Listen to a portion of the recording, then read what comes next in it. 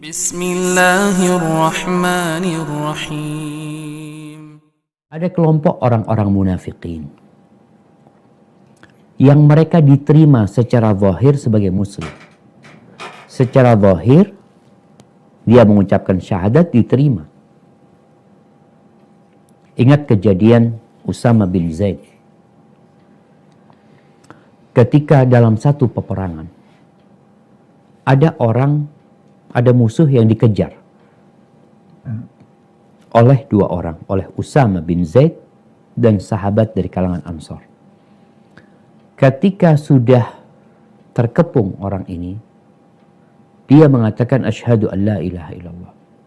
Orang Ansar ini nggak jadi menebas dia. Usama lanjut. Dibunuh nih orang. Lalu berita sampai kepada Nabi SAW.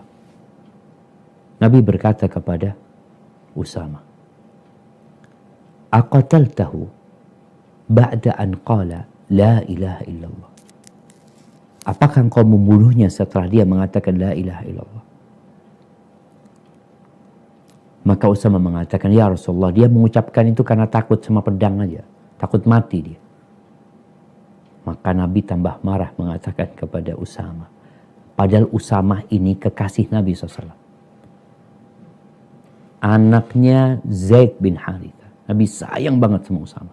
Tapi kalau sudah urusan agama, tegas Nabi SAW.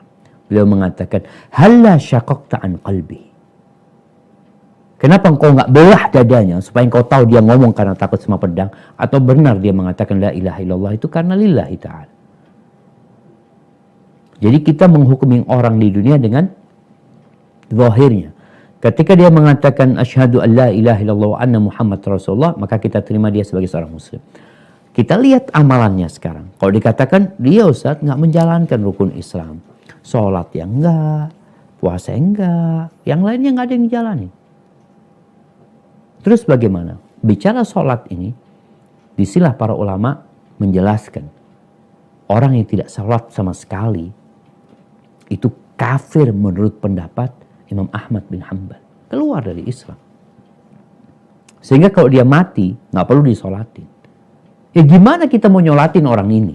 Sholat buat diri sendiri nggak, masa kita yang hidup suruh nyolatin dia? Kadang-kadang dibawa ke masjid lagi. Dia selama hidup nggak pernah nyentuh masjid, mati kita bawa ke masjid.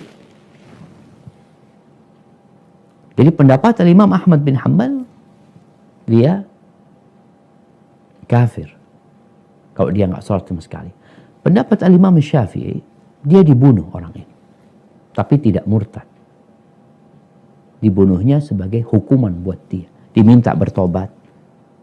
Setelah nggak mau sholat, baru dibunuh. Sampai seperti itu hukum orang yang nggak sholat ini jamaah.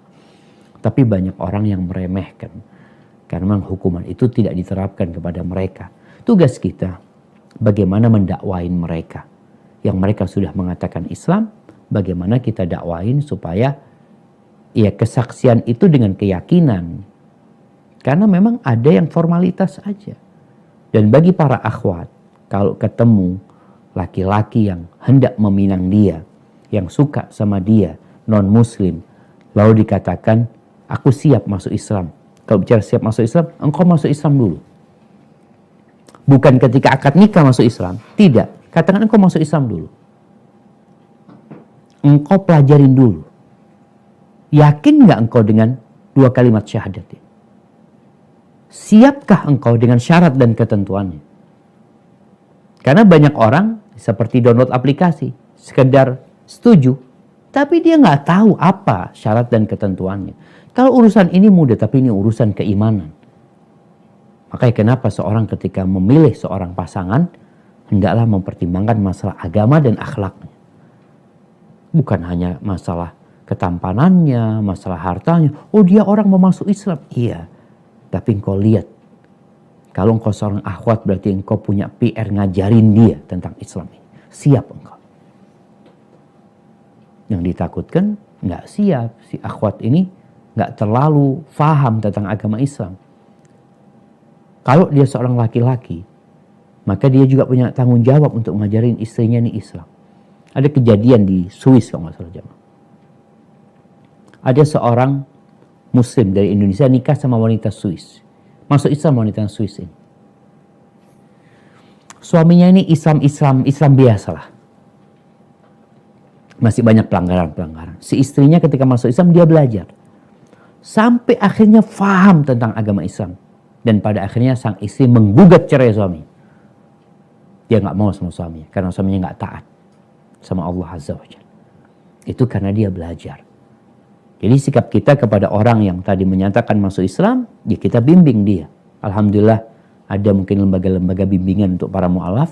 Dan bagi para akhwat ketika mau menikah, jangan serta-merta engkau nerima keislaman dia yang hanya diucapkan ketika akad nikah. Sedangkan dia nggak meyakini hal itu nantinya tatkala dilihat dari perbuatan dan kelakuannya. Engkau yang akan merugi. Hada wallahu a'lam bishawab.